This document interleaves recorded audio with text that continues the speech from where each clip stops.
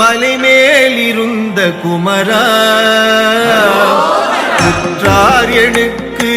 ஒரு பேரும் இல்லை உமையாழ்தனுக்கு மகனே தாடி தந்து அடியேனையாளும் முருகேசன் என்ற நரசே தாரமாக மயில் மீதில் ஏறி வரவேணும் என்று நருகே ஆளாளமுண்டோன் மகனாகி வந்து அடியாதமக்கு உதவி பாலூரல் உண்டு